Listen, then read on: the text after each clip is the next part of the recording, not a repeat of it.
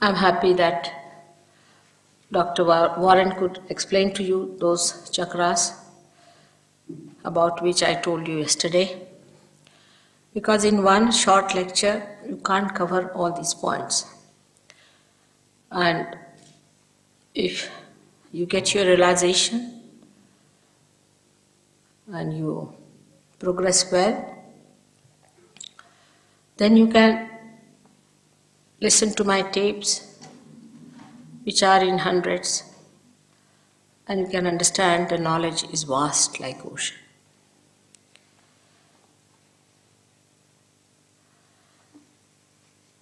As I yesterday told you, that when you get enlightenment, you become the knowledge. It's a very confused statement. People don't understand what does it mean to become the knowledge. The other day, a gentleman came to me and he told me that my guru has already given me the knowledge. I said, how? Because he told me I have given you the knowledge. I said, but still, how is it? It is knowledge. How do you believe that he has given you the knowledge?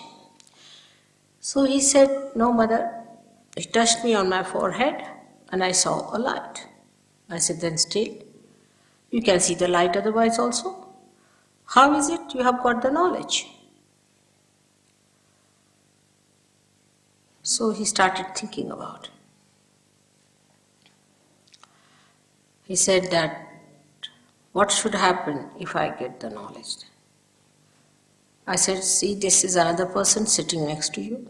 He's a Sahaja. He knows what Kundalini is. Also, he knows how to raise your Kundalini. He knows what is your problem, what your chakras are catching.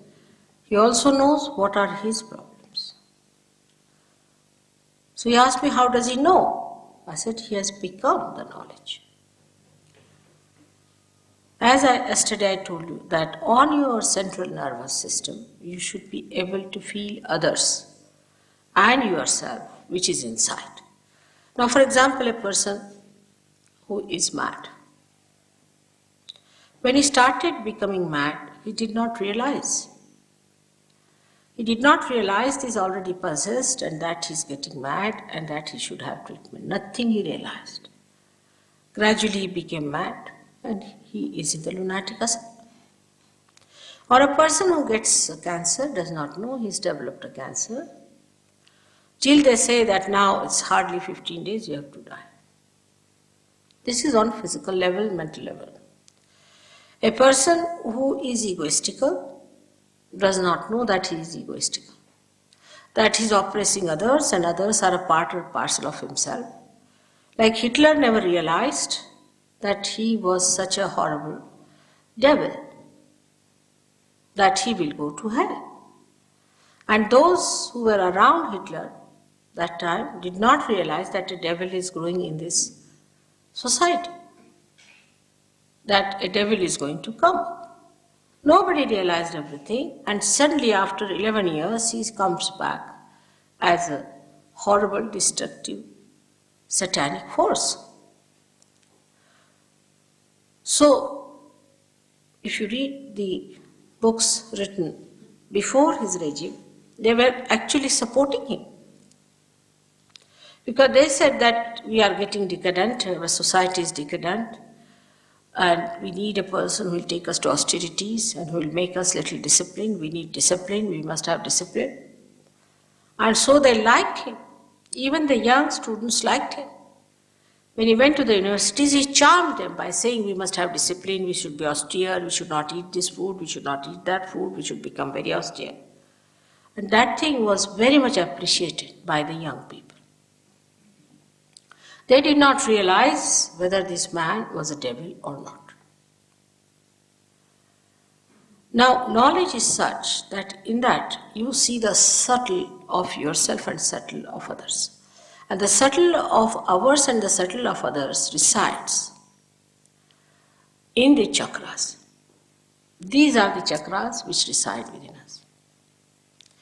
And these chakras are the ones who cater to the need of any emergencies we have.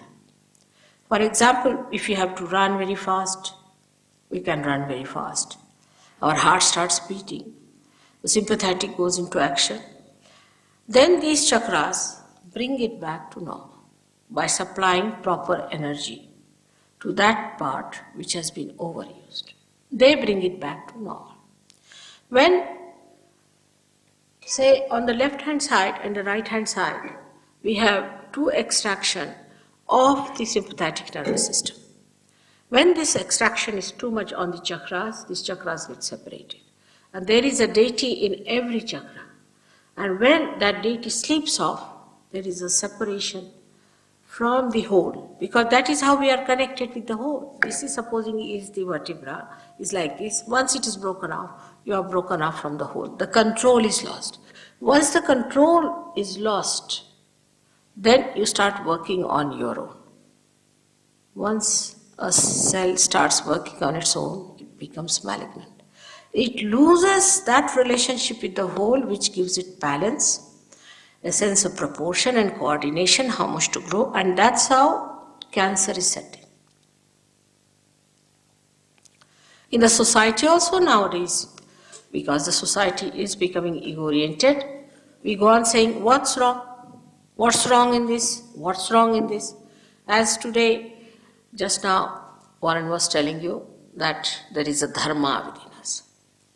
We have got 10 dharmas, the 10 sustenance within us, the 10 commandments that we have to obey. Why? Because if you go out of them, then you go into an imbalance, and if the imbalance is set in, then you can develop any one of these problems which come out of imbalances. That is how we cannot cure cancer, because we cannot make the cells go back to its normal condition. At the most, what we can do is to remove the cells from the body who start attacking others and making them also ego-oriented. But we cannot make them again normal cells.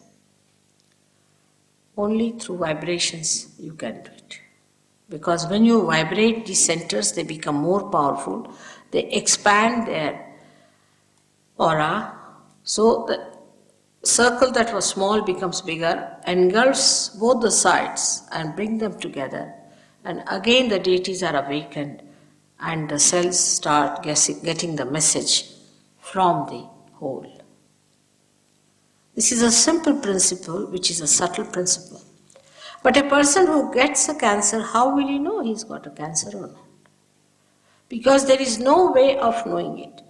But when you become the knowledge, you start developing the sensation on your fingers. And there are decoding words, decoding language, which tells you which are the centers catching and how to cure it. Immediately you are on the alert because you know it's happening. Now people who have, say, mental problem, they don't know they have mental problem. Some of them, they are not at all aware of it. But then they realize they have a mental problem. A psychiatrist came to see me.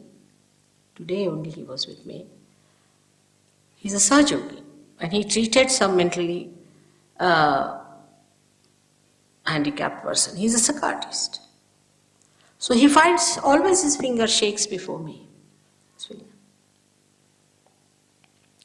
This finger and this thumb. If this is burning and this is shaking, that means there's a possession working on you. It's a simple thing like that. Now this person can clear it out because Sahasrara takes hardly 2 minutes to clear it out. But the person who has got it can be also cleared out, because once you know what is the center, and if you know the deities whom to awaken, and if you know how to awaken them, you get it cleared out. That's how mad people can also get cured.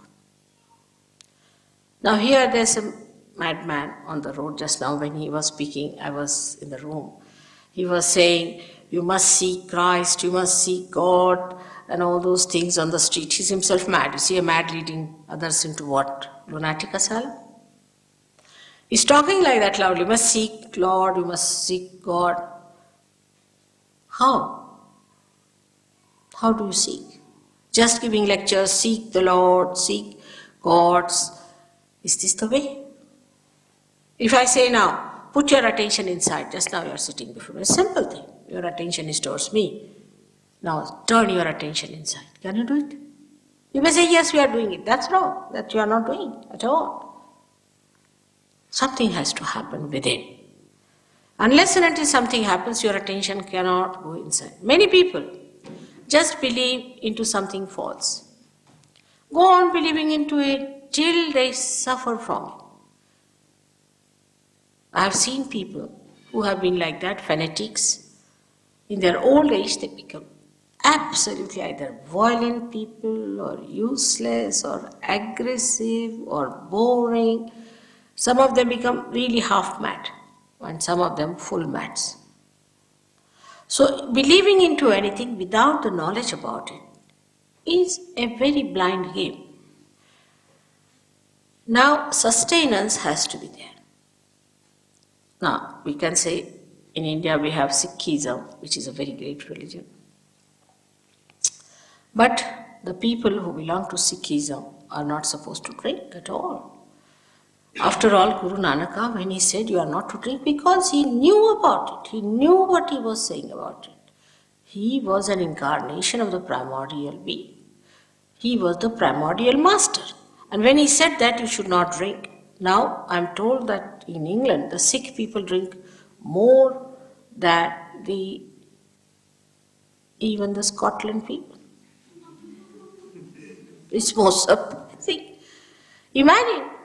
See about Islam, because Muhammad Sahib and Nanak Sahib are the same persons. He said the same thing. Moses said the same thing. Ask the Jews, what are they doing? He said strong drinks, alcohols, all must be avoided. At the time of Muhammad Sahib, there were no cigarettes. So he didn't say about cigarettes. So Muslims say, oh, cigarettes are all right, doesn't matter. You see, these things are there are so many loopholes. In India, we have communities and communities like that where you go and see, you will be amazed. Like Jains, they won't eat meat, but they will drink. Can you imagine? Drinking goes against your awareness is a fact. While Mahavira has talked about nothing but Chaitanya. Buddha never said don't eat meat. That doesn't mean that you should eat meat. But what I'm saying, he never talked on that. That's not so important. He himself, Buddha himself, died because he ate a raw pork. He went to a house. You see, Buddha was a realized soul, a great personality. He was an incarnation.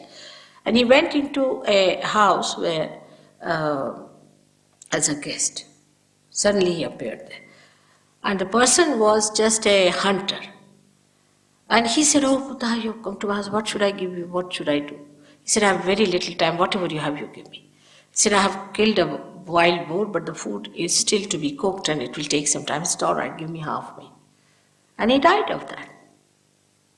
Even in Jainism, you'll be surprised that Neminath is the first one who was the cousin of Shri Krishna.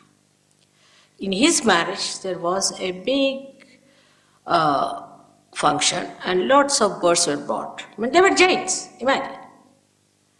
And the birds and all that, when he saw so many killed, he got a kind of a feeling against it and he said, all right, no more of this.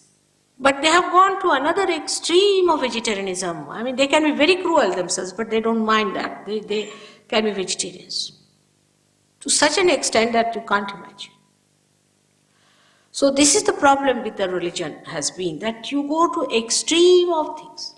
First thing about religion is not to go to extremes. That's the basis of every religion. For Christianity, you know, Christ has said, keep away the dead. Have nothing to do with the dead. He took out the dead spirits and put them in the pigs and put the pigs in the sea. You all know that story. But every church has got all the dead lying under their feet. You don't know how to walk in the church, they are all lying down there. Luckily I have been living, or unluckily I should say, living next to the church all the time I have been in London. And in the night I see all of them coming out of the graves and I say, oh God. And here the children sit down, pray to God and everything. And what do they get? No wonder Catholicism is bringing such a catastrophe over this so-called Christianity. I mean, the basics of every religion has been contradicted by the disciples. Because Christ is the one who controls the dead. He is the one who sucks the effects of the dead. And he absolutely banned them. Everywhere you go, any church. Only in India they don't do it. Somehow, I don't know how they have managed it. But here, every church you go, there's dead bodies lying everywhere. Sahajogis now don't go to church because they're frightened. Once a Sahajogi is caught up by a spirit, immediately he knows he gets a headache, he doesn't want to go there. But a person who is not a Sahajogi, he goes to a church, he catches the bhoot, he does not know. One of my disciples had a mother who was a Catholic lady, very staunch Catholic. And she was MA in mathematics and things like that, you see, a very staunch Catholic. She came to see me and I told her that you should give up all this fanaticism about church going, because in the church there are all these dead bodies placed there. But she wouldn't listen to me. Now, then after old age, about 60 years, they go mad, actually, really. And she started using her B-Day for WC, all sorts of things, problems arose. But she would get up in the morning of Sunday, get ready and go to church and come back very nicely. Every time it was a Sunday, she would get up, she would dress up well, go to church and come back. As if somebody was taking her down there. And somebody was bringing her back. But one day it happened that she got lost. And this lady telephoned to the police and said, what to do now? This lady is lost and my mother is lost. And she got very worried. She telephoned to me. I said, you'll find her. She's all right, but she'll come. After 3 days, she came from somewhere, God knows. Came back. And again, she started the same things, using this for that and that for that, and absolutely like a mad person. But the police said nothing doing. Now you better put her in the old man's place. So she put her in one of these places where the old people live. Now, this Mari, my disciple, she told me it's most amazing. The people who are there are mostly Catholics or Christians. They are all mad like this. The nurses are having a bad time. But all of them get ready on a Sunday and go to a church which is specially made for them. Can you imagine? Just look at this obsession. It's an obsession with us. We must know these are obsessions. We are not free people. We are slave to these things. Now, once you come to this side, the other side of slavery are our habits. They enslave us.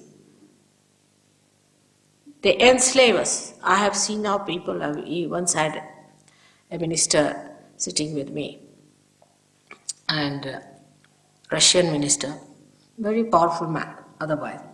And suddenly he got up. He was the host. Suddenly he got up. Oh, I must go. I said, what happened? He said, I'm a sick man. I said, what's the matter with you? You see, I'm a football fan and I can't sit any longer. The football match must have started. Imagine, he was the chief host. And so many people were there, he just couldn't sit. I mean, he could not glue himself to the chair and he wanted to get up and walk. And he just didn't know what to do. I was amazed. He had no poise, no control over himself. I mean, I just thought must be some possession from this football is coming to him, or what is it? But such a grown-up, matured person behaves like this. This is nothing. Other habits that we have are much worse. And they all enslave us. We can't live without them. Anything that is in this world is for us. We are not for anything. If anything can enslave us, we should know that we are the masters of everything. If a chair doesn't make you comfortable or uncomfortable, it's not important. What is important is that this doesn't enslave you. Nothing should enslave you. The one who is a king, who is the emperor, is least bothered. If you put that person on the street, he'll sleep well. If you put him anywhere, he'll be happy. That's the person is the real emperor. But not the emperor who cannot live without complete comfort. If he's slave of the comfort, then he's not an emperor. All these things we can learn when our center here, Nabhi Chakra, is awakened. When the light spreads in that area, in the void, the green color you see, then what happens immediately in that light? You don't see anything. But the light works. Enlightenment is such that it goes into action. The light itself acts. Can you imagine? The light itself acts in you. We had a doctor who was very fond of wines, drinks, and I never tell you don't drink. I never say that because I don't want people to run away. No, nothing of the kind. You sit down comfortably, just take your realization. Then we'll see about it. This fellow gave up his drinking next day. But then he had to go to Germany. And he thought, I better try some special type of wine that he had liked. So he tried it. And then he vomited. He couldn't bear it. He said the taste was so bad. I had never tasted such a dirty thing. I never told him. It just happened. He saved money. He could buy things out of the money he saved. He was a free bird. But I don't have to tell you this because we are so addicted and identified that even if you say that this can happen with Sahasrara Yoga, many people will refuse. Our identifications have gone so deeper into our being, our hangs up, as we say, that we are not free people at all. We might be free politically, all right. But this is so superficial. The spirit is the only thing that is free within you, which has no hangs up, which has no habits, which does not stick on to anything, is completely detached and emitting joy to us. It is the thing that makes our spirit, our attention so enlightened. Now, enlightened attention, as I said, is not the attention that we understand that there's a light, we see the light, nothing of the kind. But with this enlightened attention, our awareness becomes enlightened. So that we start feeling other people on our hands. Like the other person here sitting yesterday, you must have seen. आप जरा ठीक से बैठिए, सब लोग क्या सोचेंगे? कायदे से बैठिए, अब हिंदुस्तानी आदमी. The other day, one gentleman was here and he told me that your energies are different from mine. Nothing of the kind. If you have negative energies, for the time being you will shake. Definitely you will shake for a while. No doubt if you have too much negative energies. Like once we had a program and some people were there, some Brahmins. And they were very much against me because I am not a Brahmin. They said, we'll not have a mother's program. I didn't know all these stories. They never told me. But they came before me and started shaking like this. So I said, why are you shaking so much? They said, we are Brahmins and we understand you are Shakti, so we are shaking. I said, but why are you shaking? Nobody is shaking here. So they pointed out to other 4 people. They said, see, they are also shaking. So I said, go and find out from where do they come. They went and found out that they came from lunatic asylum. I said, relatively you should see who are shaking, are you and these people, nobody else. So if there are negative forces, do shake a little bit. But we should see again, what's the use? What's the use of getting this energy within us? That is very important because we are utility-oriented people. Everything must have an utility. As it is, what do we have which has utility in this world? Nothing. If we had something which had real utility, we would not hanker after anything else. The hankering is still on, so we should conclude that whatever we have got now is not the ultimate. The utility of the ultimate is that once you get the ultimate, everything becomes relative. Everything becomes relative. That is, what becomes relative is all these changing things, all those things which are perishable, all those things which try to enslave us, all those things they are attracted outwardly but inside they are like snakes. And what we become is a detached personality. आपको कोई शिकायत है क्या? Sorry, yeah? शिकायत है, इससे some problem होती है. तो फिर आराम से बैठिए, पर सामने बैठे ना ये लोग उसका गलत समझ लेते हैं. Now, our idea about any understanding about religion is that we go to a limited church and a limited society, limited club, do exactly the same, wear the same sort of dresses, wear the same sort of cap or things, we belong to one religion. There is nothing like that. It's all man-made. You see, it's all artificial. Whatever is man-made is artificial, you know that. They write it down also for all the clothes that are made by man. They say man-made material. So it's not God-made. It's we have made our own religions and we are fighting for it. The religions are something within yourself, within your being. It has nothing to do with what sort of nonsense we have made out of it. This is the quality of a person. Like carbon has got 4 valencies, you have got these 10 valencies. And if these valencies are missing, then what happens that as in the combination of chemical combinations you have seen, if one valence is missing, it becomes a negative. And then it combines with another. So there are negative and positive valencies. So if you have some additional valencies with you, then you jump onto other people. If you have less, then you catch some other people. It's exactly the same as it happens in a chemical compound. Now these valencies within us are to be there to give us a balance, and that's what Warren has told you what it means. When you get your realization, your dharma, your 10 commandments get enlightened, means you get empowered. You become that. You go beyond religion. You don't have to follow anything, you just become. You become so integrated. For example, some people, it doesn't suit to have, say, potatoes. They will just don't like it. Just don't like it. Before you realize it's just the other way around. If they are not supposed to eat potatoes, they'll eat potatoes more. After realization, you won't just have it, you won't have it. You are so integrated. The sustenance within us gets so enlightened that our priorities change completely. We start judging everything on vibrations.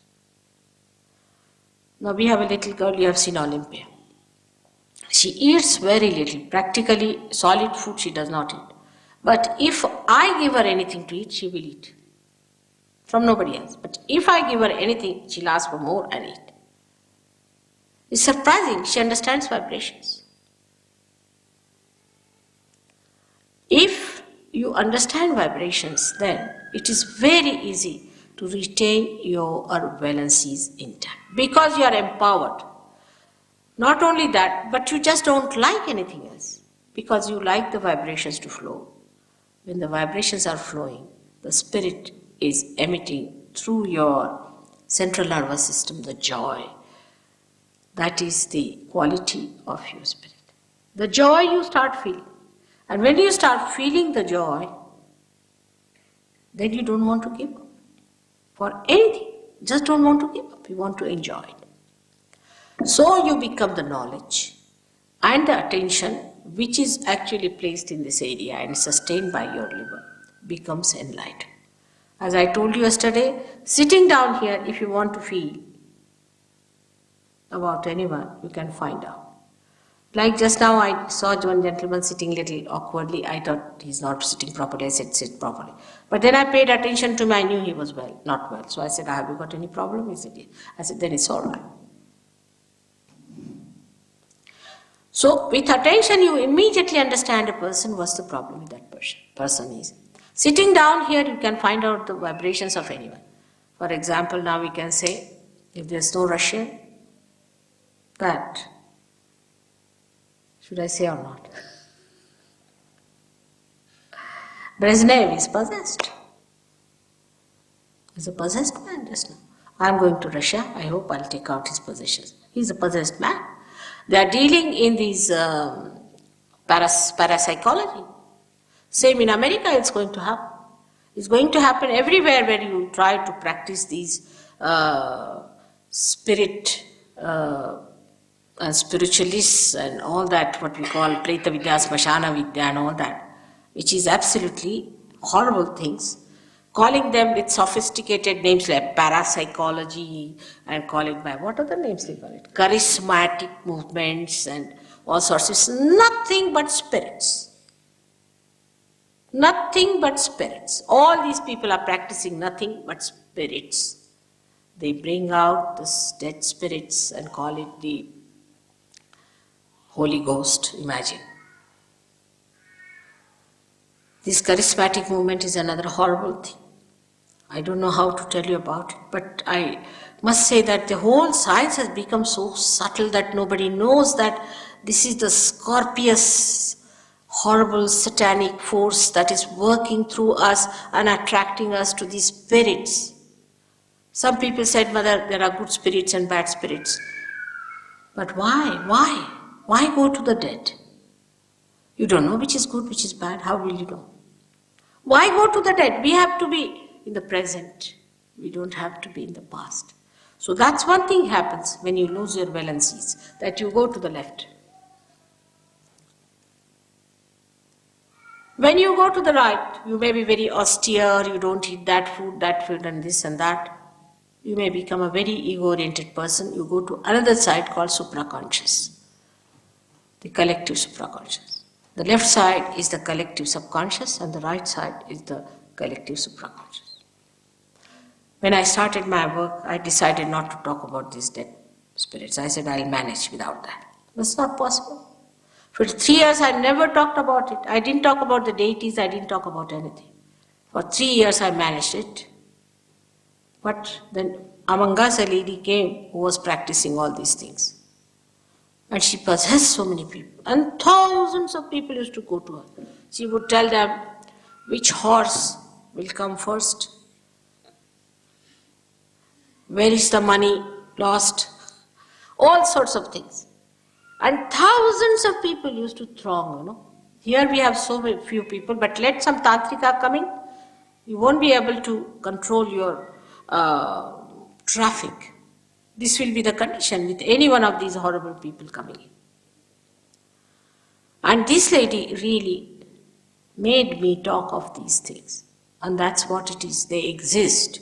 So going to the left or to the right, you go into a problem because you enter into an unknown area which is very dangerous. Very dangerous. For your information, cancer is caused by left side movement. I have not seen one patient of cancer who has had no such experiences. For example, these fake gurus, or this initiation by these horrible people, or reading the books of these left-sided things like, what's his name, is Rampa, Sampa and all these so-called Buddhists. Any one of these things can cause cancer. And recently I saw a very good film on this. By your television here, English television, they showed where some doctors had made an investigation and they said that they have seen that the cancer is triggered by some proteins which they recognize. They call them as 52, protein 52, 58, that's the name they give. But they recognize that they are coming from the area which is built within us since our creation. So it is the collective subconscious. And they have pictured also, photographed. So now, though, what I have said about 10 years back, they are saying now, but they are reaching that point. They have to just cross the limit. They have to just get the realization. And because the doctors cannot reach that area themselves, they cannot cure cancer. At the most, they may stop it, they may try to reduce the possibilities and all that, but complete cure they cannot give because they cannot extract people from that area altogether. They can always be drawn into it if that area is made like this. It's very interesting to see how these things are caused within us. This center is one of the most important center because it gives us our seeking, and our pure seeking should be for spirit, for nothing else. But those people who go wrong, all that you see in such people who have bent their forehead before wrong people, they develop a ridge on their head And there are 11 centers here, which just come out like a ridge. And these are the 11 centers called as Ekadasha Rudras, which are responsible for the destruction, the ultimate destruction, the Kalaki as called as, or what you call the Maitreya, or the coming Christ on the white horse. That ridge once set in, it starts developing more and more, and destruction is made. I must say, from the unconscious, many people get ideas. I have seen people drawing or showing some pictures where they show a very devilish person with a horrible this thing coming out and a squarish thing. I don't know how they get these ideas, but that's a fact. Now, the destructive forces are also on action. They are also working out their forces. We have to be very careful. We are very precariously placed. Formerly, if you had gone too much to the left and right, you would have been not so badly off, and people didn't care also so much. But today, you are so precariously placed and you are so sensitive and vulnerable that you have to be extremely careful. The rate of destruction is set in very fast, and the rate of construction has to be set in much faster. If you see along, when I see what is constructed, nothing. If you read in the newspaper morning till evening, one good news will come that the princess has delivered a beautiful boy. The rest is horrifying. You ask them to publish something nice. I told them to publish about Sahasrara Yoga. They are not interested. They are interested if there's a mishap, an accident, some people died, some people killed. They want to put all these photographs, how the people were killed and what wars took place, this and that. They have no time for some good news, some good message, something of hope. They don't want it. That's how you see any organization that is working out today, how they are building up ego-oriented organization. Even charity organizations are nothing but ego-oriented ones. I have myself been with many associations like that and worked with them. I was amazed. These people had no charity in them. Charity is something that should come as compassion, should just flow from you. But it is some sort of a camouflage for earning better position or a better status, and all nonsense going on. A person who is charitable is actually a person who just flows. Who is the other to be charitable? If they are the part and parcel of me, whom am I going to be charitable? If this finger is paining, am I going to be charitable to this finger? I must look after it jolly well, because it's paining me. I have to do rubbing of it, whatever is necessary. I have to do it. And that's what people don't understand.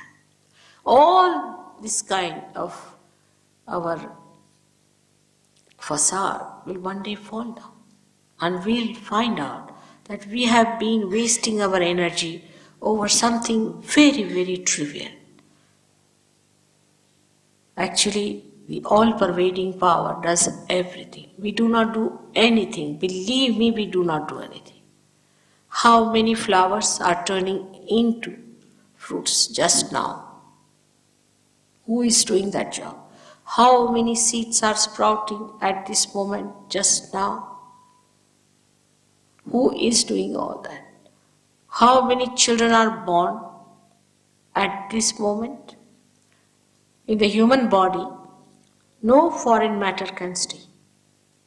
No foreign matter. It tries always to expel it. But when it comes to fetus,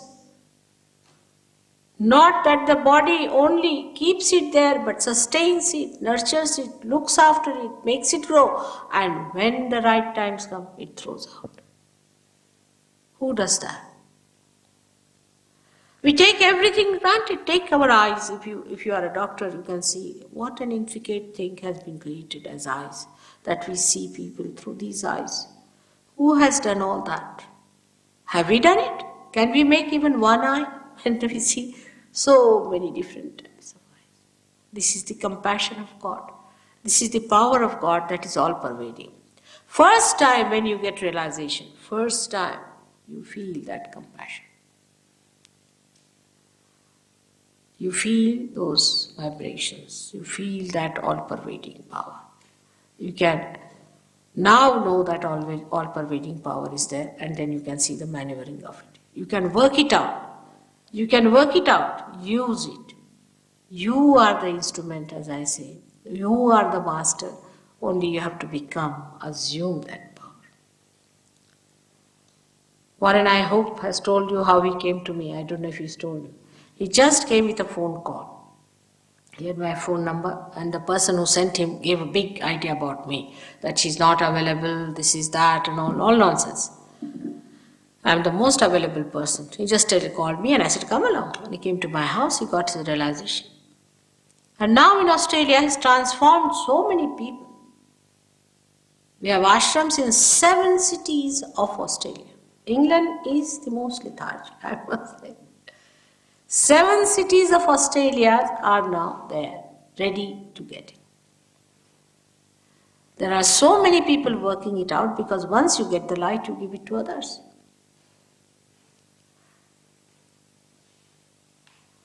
So now we move to another center. Above that is the center of the Mother of the Universe. The Father resides in this center, previous center, the Nabhi Chakra, and rises above and then settles down on to the right side. This is the fatherhood. Say, a gentleman yesterday told me that he had trouble with his asthma. I don't know if he's come back or not. Is he here? Yes, good. Now, this gentleman has asthma. Of course, I told him that he had trouble because of too much bathing systems of India. Indians, you see, we bathe too much. Apart from that, it comes from the father's grief. His father had died, and the father himself is not willing to leave him, is worried about him. It can happen to any one of us. If a man is unkind to his son, it's a father principle. If the son is unkind to the father, so the father is hurt. It's the father principle if it is disturbed by any chance. Or suddenly father dies and you feel the pinch of that all your life. All that can work out here and you get this right heart catch. With that, you get asthma. It is said that in homeopathy they believe that with more tension you get it. Because when you are more tense, you see, you remember your father. If he was here, he would have helped you. In the subconscious sometimes it works out. And that's how it adds to the problem. It is so simple to work out that you'll be amazed that if you have to just raise the principle of father in a person like that, who might be a dejected father, who might be a cruel father, who might be a son who has lost the father, can be anything. That you have to just put your hand on that part and just say a mantra, a chanting, which will raise or which will awaken the fatherhood in a full bloom, and you get cured. It's very simple. The center heart is governed by the Mother of the Universe. She gives us the sense of security. When you are at the age of 12 years, the bone that is in front here starts emitting antibodies. It creates antibodies within it till the age of 12 years. And then these antibodies are really the soldiers of the Mother of the Universe. We call her Jagadamba in Sanskrit language. And they spread to the whole of the body, and wherever there is an attack, they inform each other and they fight it out. These antibodies are created in the sternum bone, in the front side of the, we can say, the ribs, where the ribs meet, thoracic region, that part, they stay there, are created till the age of 12 years.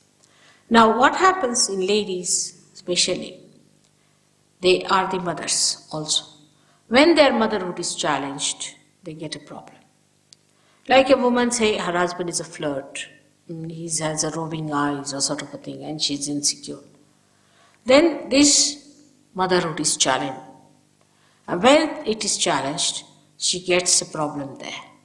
And she gets a disease of the breast cancer and all that is caused by the insecurity of a woman. If a woman is insecure, she may be with any reason insecure, she gets this breast cancer. There was a girl who was married. She was married to a Catholic or someone like that. I mean, there was an inter-religion marriage, and the people of the boys' side tried to trouble her a lot.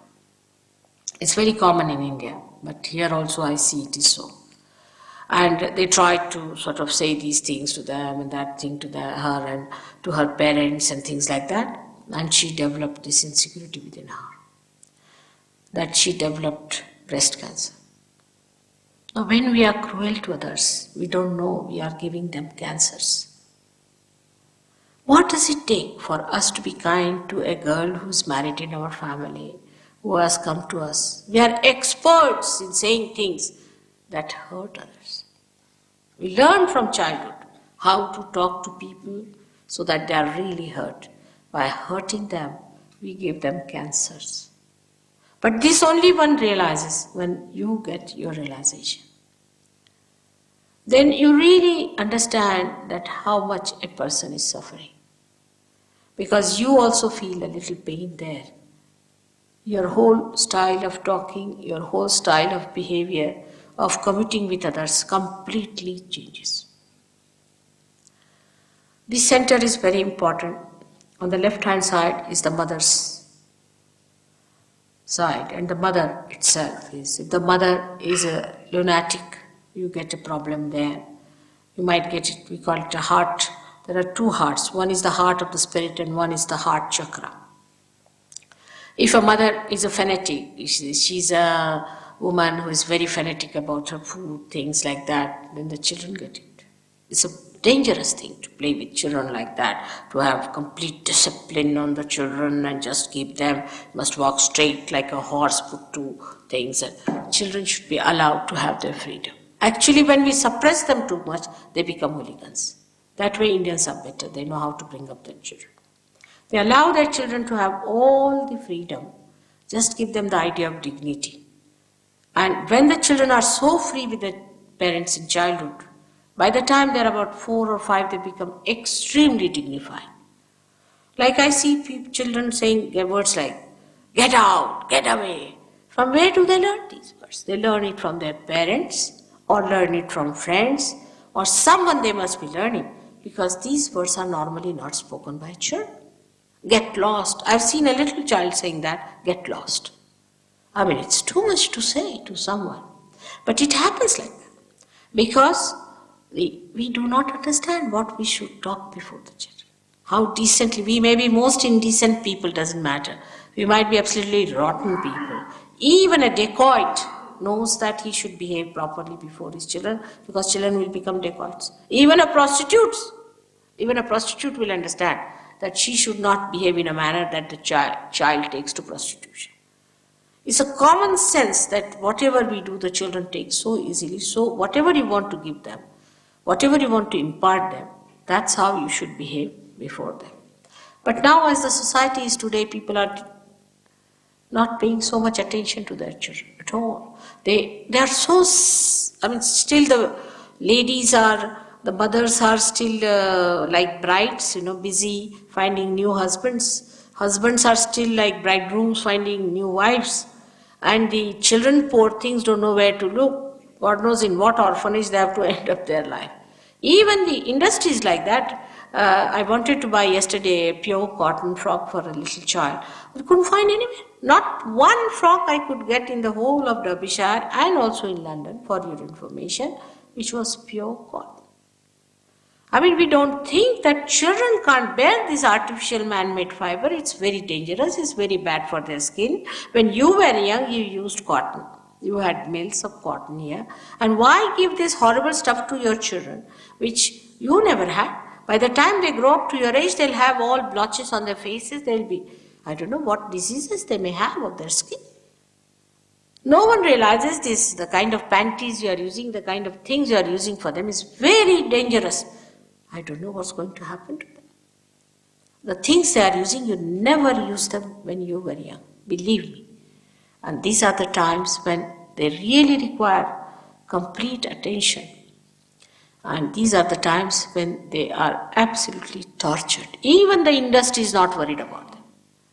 Why not make some cotton clothes for little children? Actually, I would say the government must pass a law that no children's clothes should be made of any artificial things. You can have the elders with that, doesn't matter. But for the young children, you can't give them atomic bombs to wear. This is too much. And these modern times, I think, are the cruelest for children. That's why very few children want to be born in these advanced countries. We have to bear the load in India. If you are not kind to children, imagine 2 children are killed by the parents. What sort of a society we have? Every week in London city itself, I used to think in England, but they told me it's in London city, 2 children are killed by the parents. And I have not heard a single case like that in India. With this cruelty towards children. I don't know what women are up to. Where are they going to take their figures and their beauties and everything in front of God? Such cruelty exists, such self-centeredness. Then with all this, the children develop this trouble and they have palpitations. They have very weak hearts. They are in your trust. God has given you such beautiful children that you should thank Him for that. They are not some surplus quantities have come to you. It's a blessing to you that God has given you children. If one woman in India doesn't get a child, she'll go and weep and ask every god and every prophet and everyone that she should get a child. While in Germany, it is going towards -5% growth now. They pay to a woman who has 5 children as much as the Prime Minister, or even more than that, but she won't have. She says, I lose my figure. Where are you going to take these figures? I don't understand. What are these figures for? Who is interested in your figures? Why? Why should we make ourselves so cheap? We are mothers and we should be proud of our motherhood. Motherhood is the highest thing a woman can achieve. I mean, I have achieved it because I am a mother for thousands. And I think that's the greatest thing that can happen to a woman is to be a mother. And mother and a guru, you can imagine my plight, is much worse. That you have to tell your children something to be done and you love them so much that you don't want to say that. Then you have to play some little sweet tricks with them to bring them round. It's such an interesting and a beautiful life to be a mother. We should be proud mothers. But I would say the men too are to be blamed because they are not interested in mothers. They are interested in younger and younger girls. It's a sign of perversion, I tell you. It's a sign of a complete perversion. At the time of Muhammad Sahib, there were many women and very few men because so many were killed. So Muhammad Sahib did not know what to do. So he thought they were pragmatic, as I told you yesterday, that with the society one has to be pragmatic. So he said, all right, we have to have marriages because without marriage, any relationship of any kind is adharmic, is against the balances. So he said, we must have marriage. All right, now we have many women. So let us have distribution of women according to the men we have. If you have more men, then we'll have the other way down. But we have to marry. Means we have to take a collective sanction. A collective sanction has to be there to be blessed. So he said, all right, marry 5. But he himself, you see, was surprised at that time. People were so sensitive, they would not marry young girls. Old men would not marry young girls. They said, how can we marry these young girls, you see? So he said, no, all right, I'll marry one. Because where will these young girls go? There are no young men left. So what to do? But these days, if you ask an old man of 80 years, he would be very willing to marry a girl of 18 years. Stupid old fool, I call him. Because he doesn't understand. He doesn't understand that this girl is not going to respect him as a husband and he cannot enjoy the life of a husband. He is a grandfather, or call it a great-grandfather. He should behave like a great grandfather. That's an ideal relationship he should have with a younger girl. All these ideals are confused today. Our relationships with others, every woman has to be attractive. Why? Every man has to be attractive. Why? For what? What are we going to achieve out of it? What is the utility? The attractiveness is all right as long as you are not repulsive. As long as you keep the ideal relationship with others. If the relationship becomes nothing but like a dog and bitches one, it's better not to have this kind of an idea. It's absolutely wrong to run after something which is not our way. Human beings have to live with dignity and with complete sense of idealism as far as their relationship with each other is concerned. If you just say, what's wrong? Then it's anarchy. Everything is wrong then, and everything is wrong. It's not one wrong, but everything is wrong. But if you want to have a flowering society, then you must keep to your ideals of your family life. That's a very important thing, but it happens to you as soon as you get realization. I don't have to give a lecture on that. You just do it. You just become a very nice husband and a very nice wife.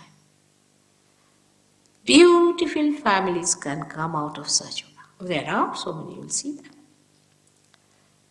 There are so many beautiful families now in Sahasrara, and now the great children, the great sages who wanted to be born are being born to them. Many great children want to be born in this England, and there are many who are born. But I don't know how they are treated. If people understand them or not. They have no vibrations to see if they are sages or not. But born realized children are so many in England that I am regretting sometimes the way they are treated. Nobody knows they are born realized. The way they talk nothing but wisdom. All these children are being insulted and humiliated by us who are so ignorant about them.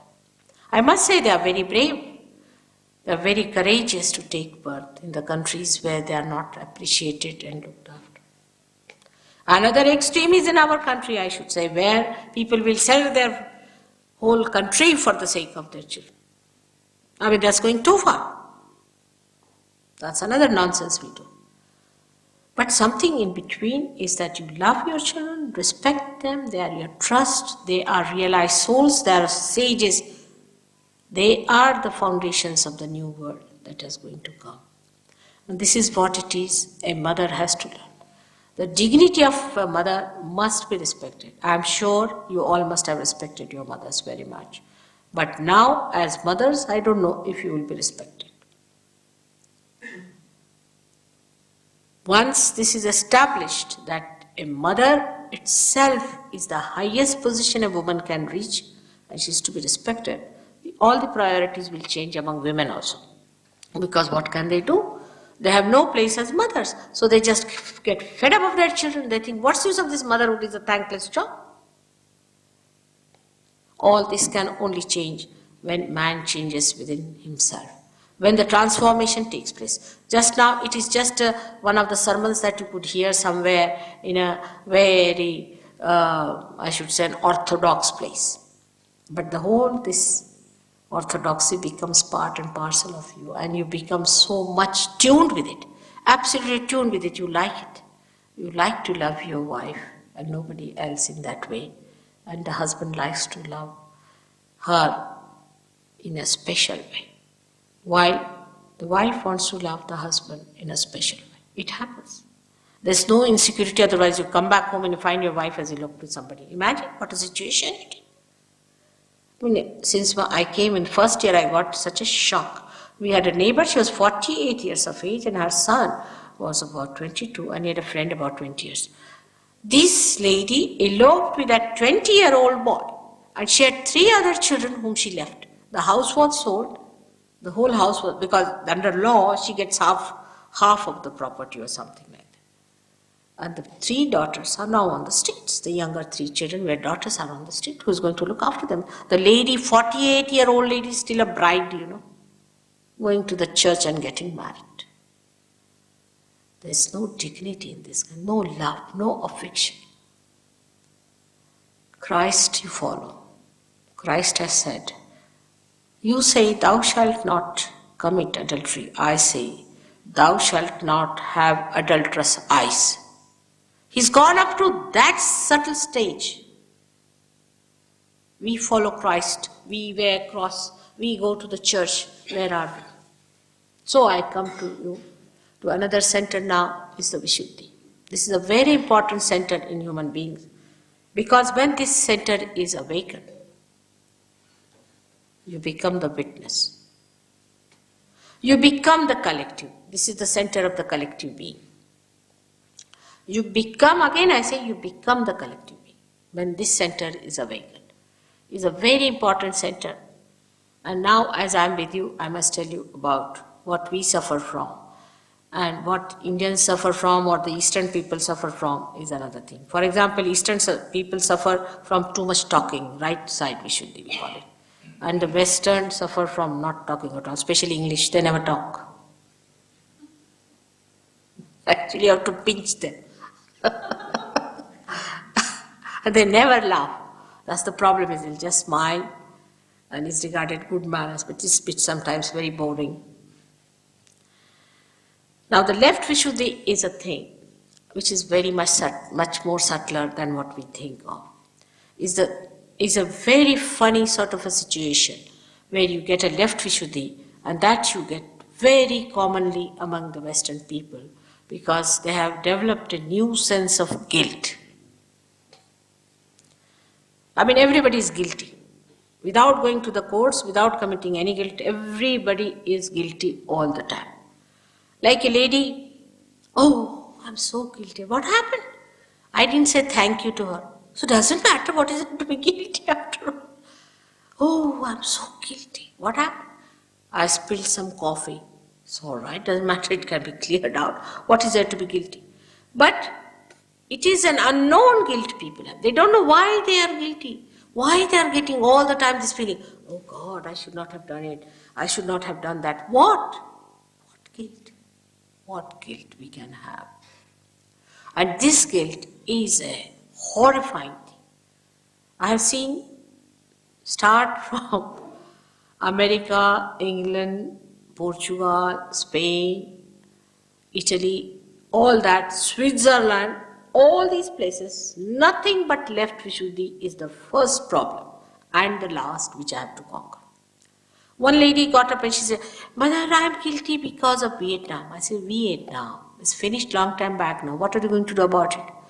No, but I'm guilty about it. But why? What are you going to do about it? How are you concerned with it? What is your relationship with it? Why are you guilty? I just feel guilty. I said, it's nonsense. Like that. Everybody has developed this. Now from where does it come? Let's see the source. The first source comes from Bible, which is very wrongly interpreted, saying that you are a sinner, a born sinner. I mean, absurd. What it means is that you are the one who is only aware of the sins, not the animals. You are the one who is aware of your ignorance, not the animals. You are the one who is aware of your blindness. Others are not. Animals are not. Why? Because within you is developed that I-ness. That I-ness, as I told you yesterday, is developed because of the ego and superego meeting here. Because you raised your head. Because this chakra was to be enlightened. You raised your head and this ego and superego went and met here, they calcified, you got your I-ness, and that's why you think I've done wrong or I've done right. Animals don't think like that. They are not bothered. They have to do what they do. They want to do that. They never sit down and say, I'm guilty. Have you ever met any animal who says that? Except for the human beings. All the time. Now, this has come to, it's a myth. It's a very big myth with which you are living. It's absolute myth. Believe me. There is nothing like guilt. And this guilt is eating you off all the time. It is making you an inertia. It is making you feel so much lost. And this center is very important to be opened out. So first of all, before I start any program, I tell them one mantra I should say, Mother, I am not guilty, Mother, I am not guilty, 16 times. That's the punishment for being guilty. If you are guilty, you must go into punishment, all right? So this is the punishment for you, is to say, Mother, I am not guilty, Mother, I am not guilty. Say it 16 times, and that's how you get rid of it. It's so practical. It works out. With that, you get spondylitis, you get pain in the heart, you get this hand, what you call frigid hand, all problems you get with that. And that is all because of this mythical guilt you are working on. Now, the another myth comes, the source of it, I think, is the psychologist, the so-called psychologists. They have no sense of psyche because they have no way of entering into psyche. What they are doing is recording, finding out, and trying to cure people. How many mad people have they cured? Sahasrara Yoga must have cured hundreds. How many mad people have they cured? They have not cured anyone. On the contrary, if you go to a psychologist, you might become more mad, the way they are mad themselves. Because the psychologists, when they talk to people, they don't know they are dealing with pathological cases, abnormal cases. And when you deal with the pathological cases, you yourself get intoxicated by that, or you can say that there is contamination and you don't know how to protect yourself. Jung is the only psychologist, I would say, because he was quite a perfect person after he got realization, who talked of it, that a physician can get sick. Now they start becoming pathological, like poor this Freud, half-baked. He is the one who started talking about sex and things like that, but he himself was a perverted man. He died of cancer. What did he get in his own life? He was such a perverted man. I mean, imagine he was a wretched soul who died of cancer. How can he guide you on any point whatsoever? Now, whatever he talked, we took him as Bible. More than Bible, people believe in Freud. More than Christ, they believe in him, actually.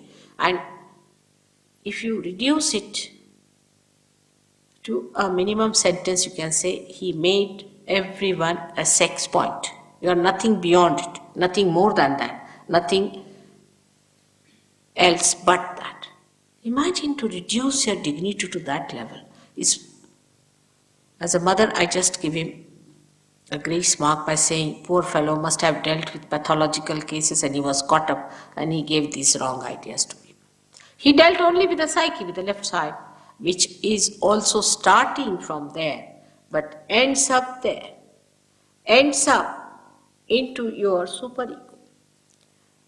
So, sex addiction takes you to superego, means it takes you to your subconscious mind and your collective subconscious. Now, all your problems you are having or sex are because of this.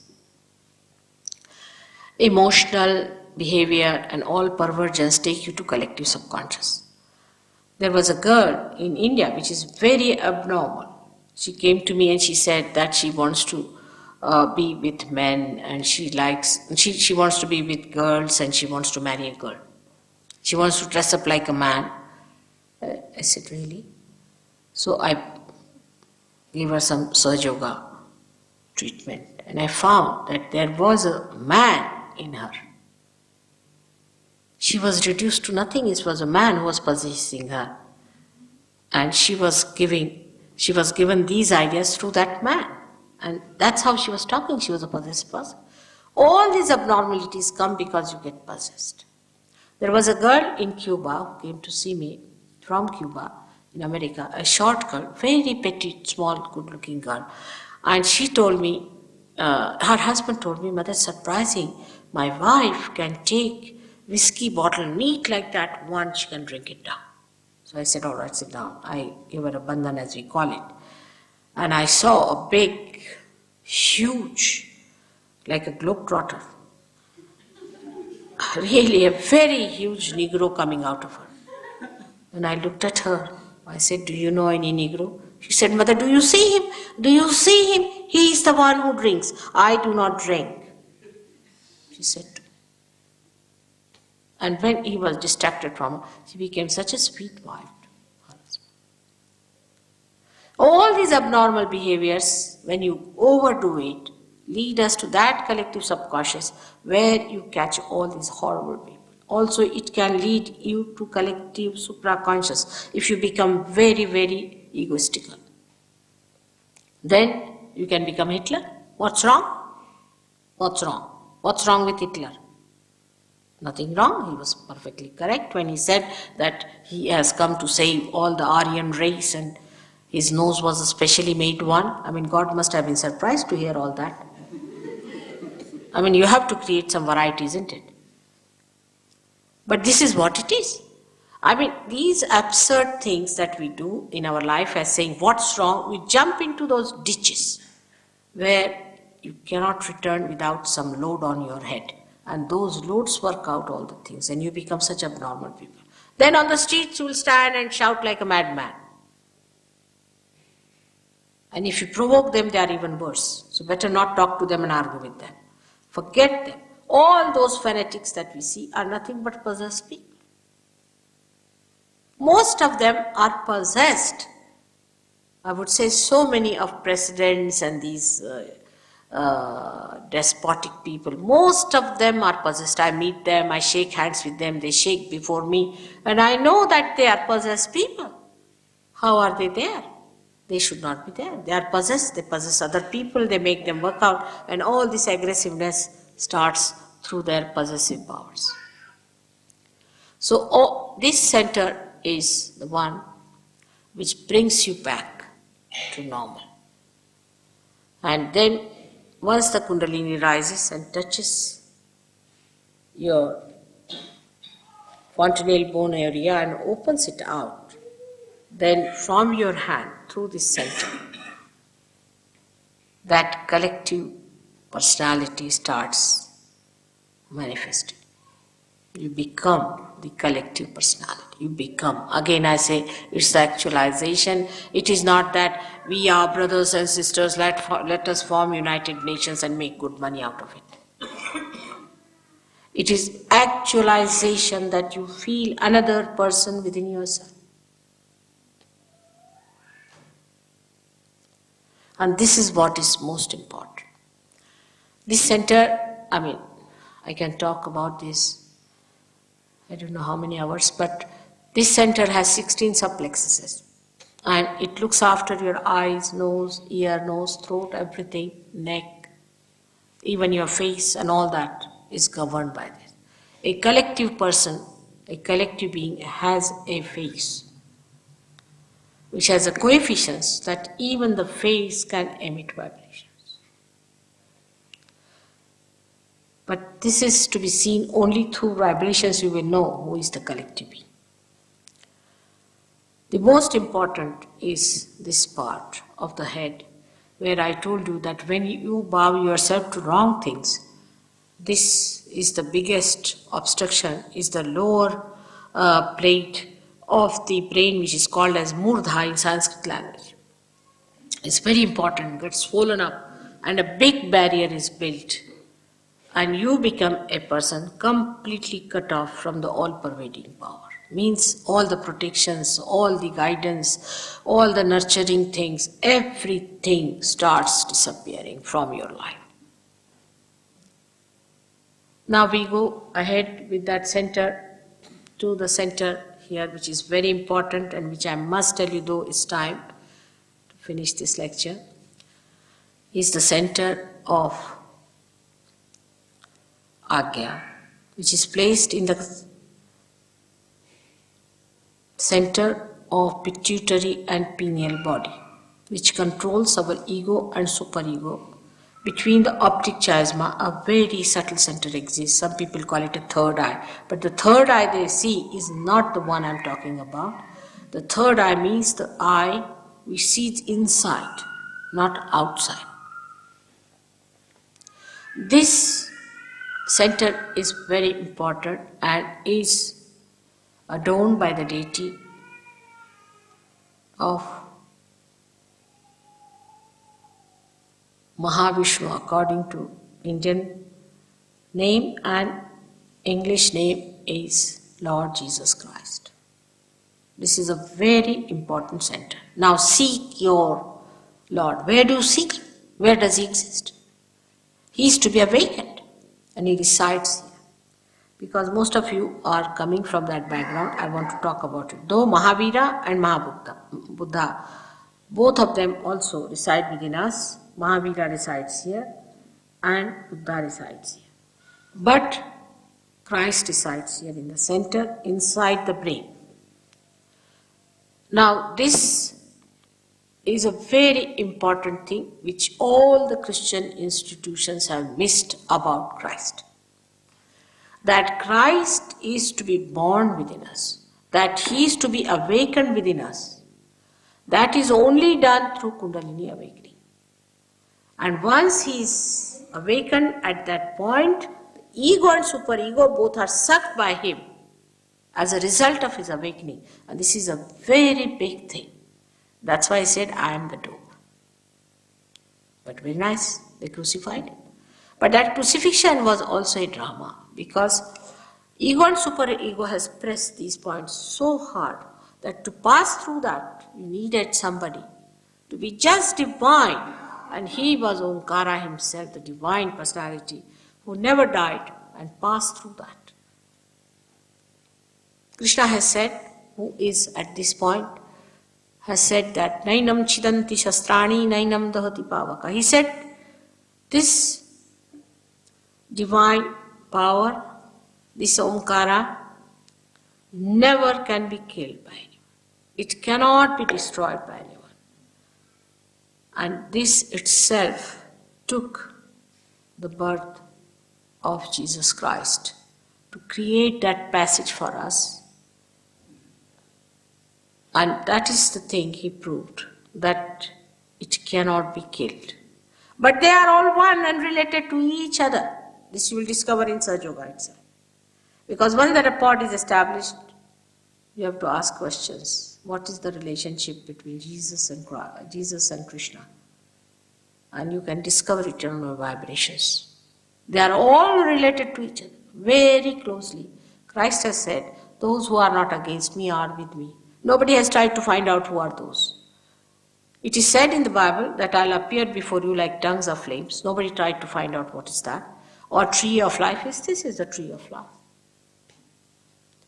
So he is to be awakened within you. That's the main point that he said, that somebody will come and awaken it so that you will know my Father forever. Now, which one of the institutions which are running in the name of our Lord Jesus Christ are doing that job? What they are doing is having a fete or a carnival, collecting money, building churches, this, that. You have to build every human being as a church by awakening Christ in them. That was what was meant by baptism. But who did baptism in the real sense is the Kundalini awakening, where it comes on the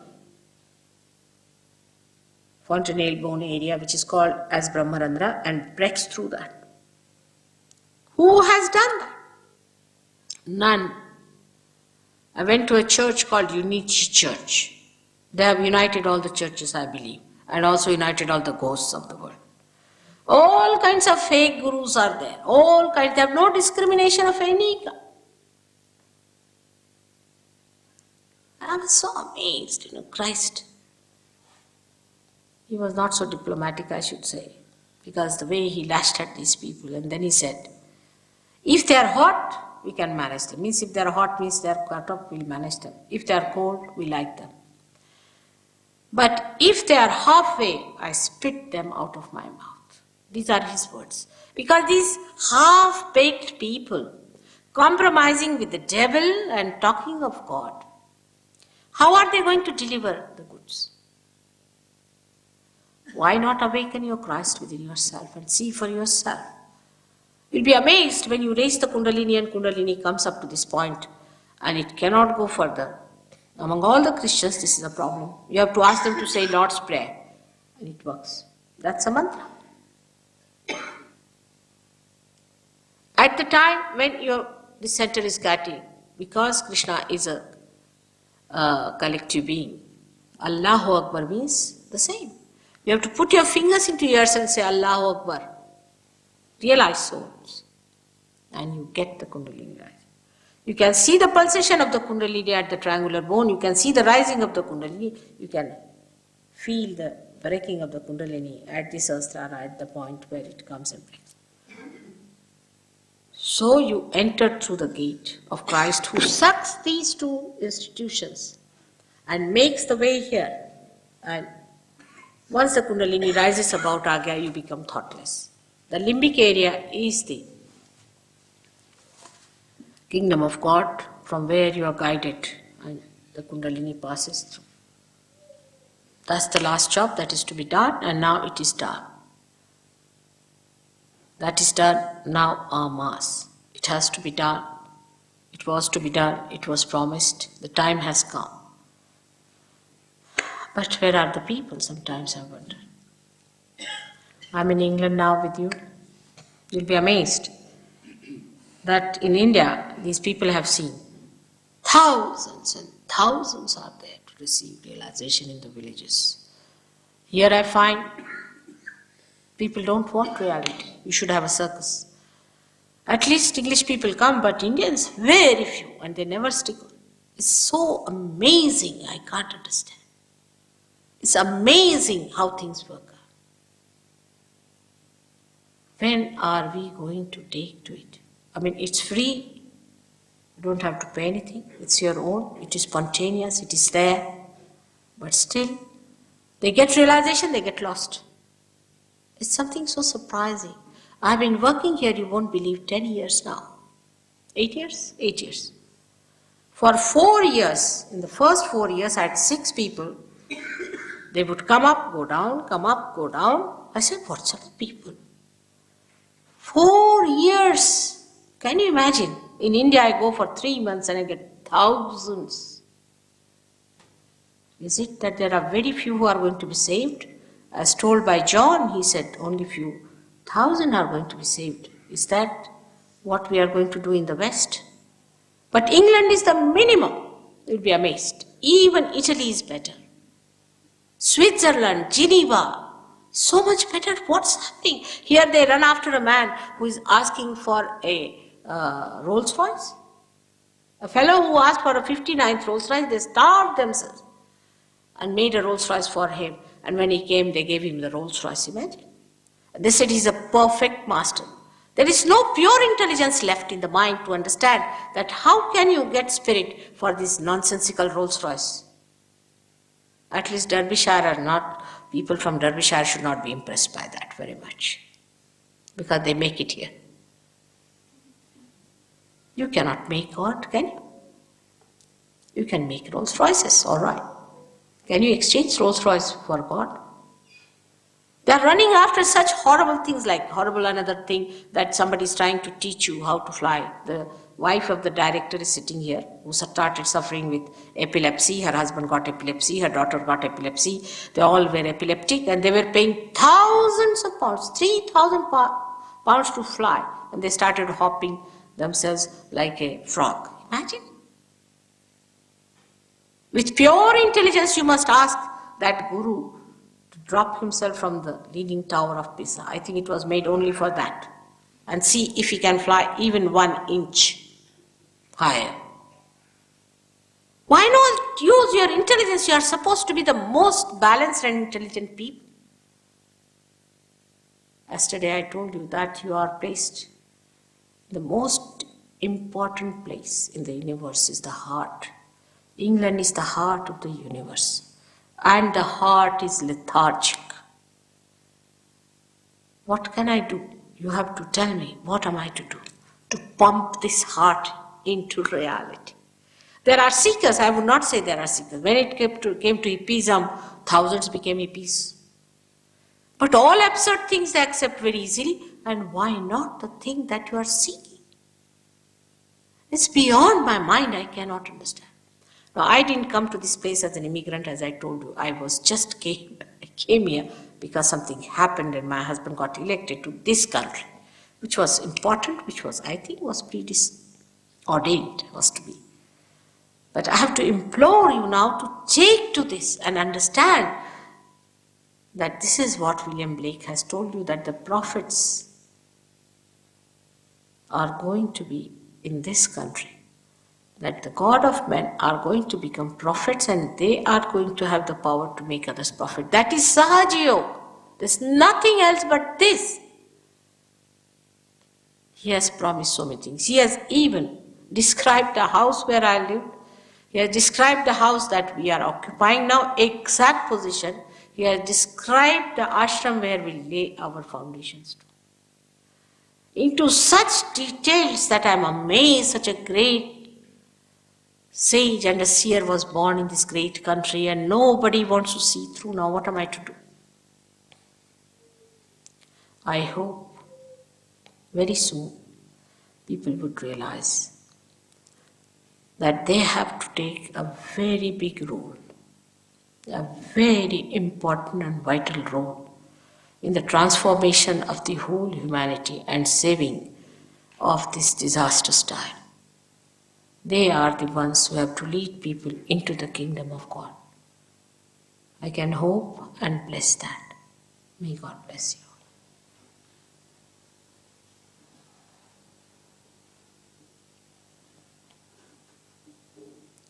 Luckily, we have a very good standard of the Sahaj Yogis in Derbyshire.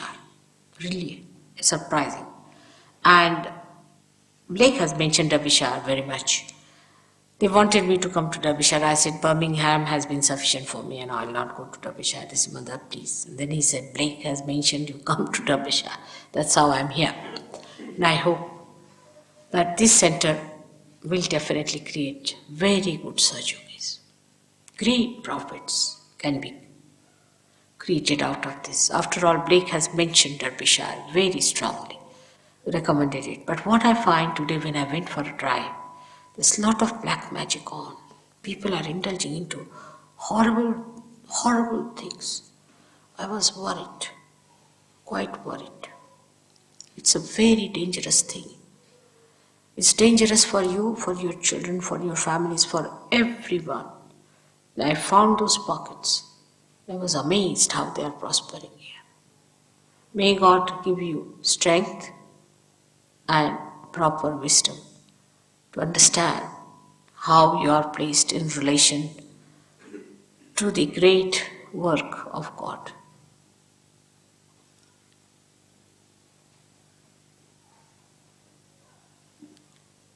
Now, if you have any questions, we can have for about 5 minutes. Yesterday, many people asked questions. Actually, first day only I allow people to ask questions, because secondly, it's quite a waste of time. Now, don't ask personal questions, for heaven's sake. Don't ask any personal question. That we'll attend to them later on, personally. They can be attended to. But anything general, if you want to ask, please ask a question general.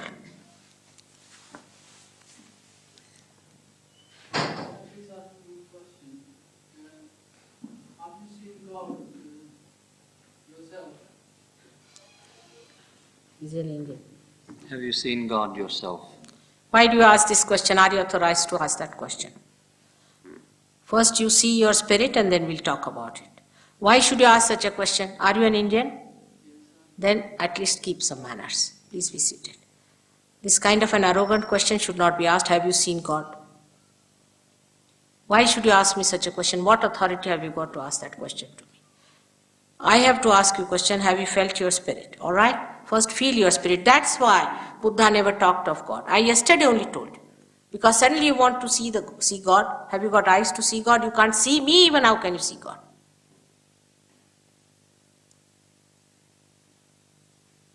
First of all, become your spirit. Then we'll talk about it. A little child won't go and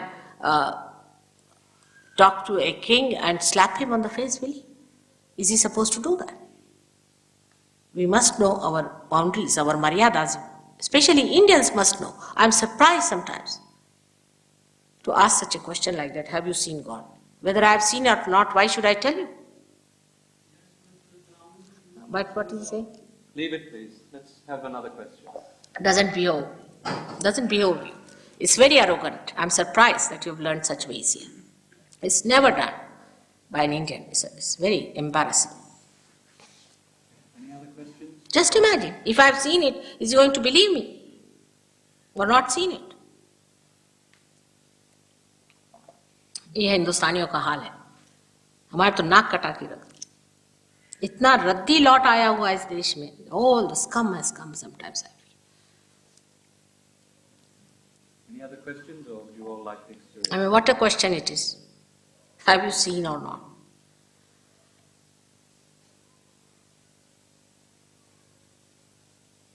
Okay, everyone slip their shoes off, feet on the floor, and just simply rest your hands on your lap. अपनी मर्यादाएं तक नहीं रह गई. Would you like the other microphone, or this okay? This microphone okay? But he's a master of philosophy from Banaras University and all that, maybe that one. But in India, you won't find such people. I don't know from where these materialistic, absolutely gross people are there. I mean, what a question to ask me.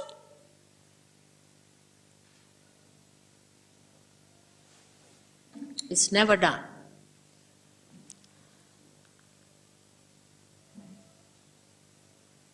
I'm here to give you self-realization. That's all. And you should get it.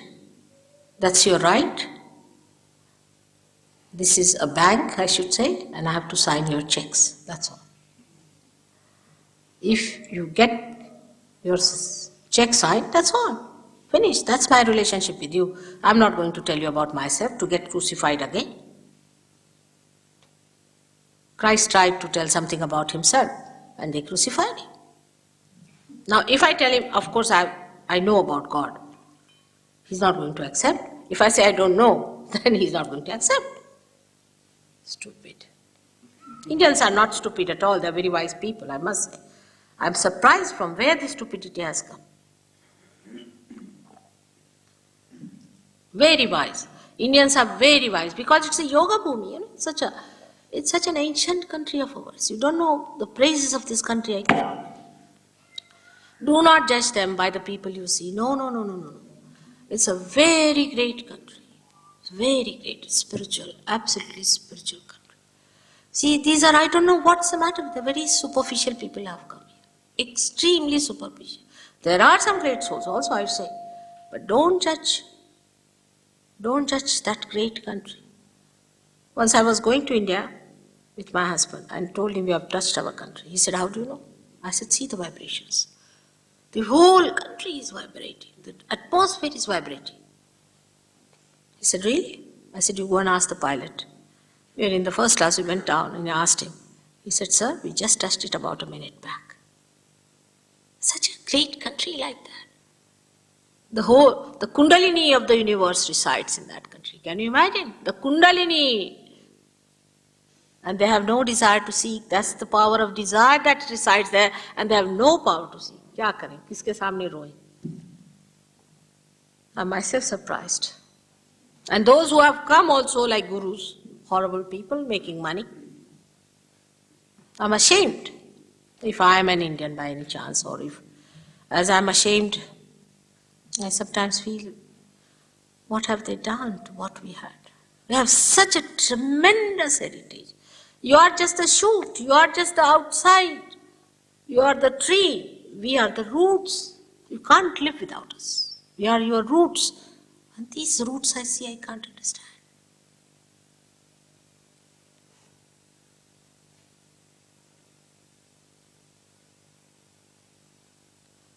Still, it's all right.